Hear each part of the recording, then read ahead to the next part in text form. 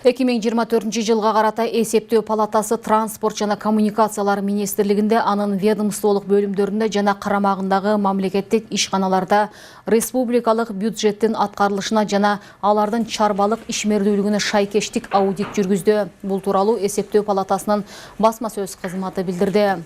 Маалыматта айтылгандай, аудиттин жыйынтыгында жалпы суммасы 2251,5 миллион сомду түзгөн финансылык бузуулар аныкталды. Анын ичинен 2081,1 миллион сом калыбына келтирүүгө тийиш деп табылып, аудитордук иш-чаралардын жүрүшүндө 1668,4 миллион сом кайтарылды.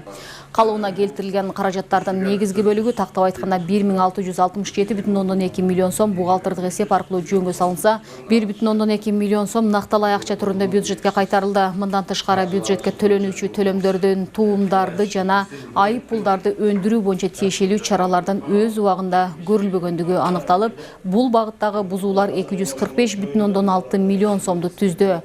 Түзүлгөн келишимдердин шарттарына ылайык негизги иштердин белгиленген мөөнөттөрдө аткарылбагандыгына байланыштуу подрядчыларга үстөк айып эсептелгендигине карабастан, контролдук механизмдердин жетишсиздигин көрсөтөт.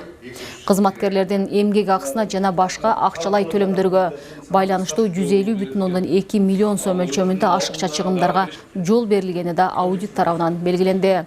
Жүргүзүлгөн аудиттин жыйынтыгы менен аныкталган кемчиликтерди жана бузууларды жоюу, келтирилген зыяндын ордун толук калыбына келтирүү, ошондой эле келечекте ушундай жагдайлардын алдын алуу максатында аудит субъектисине жана тиешелүү мамлекеттик органдарга жазма буйруктар жана сунуштар берилди.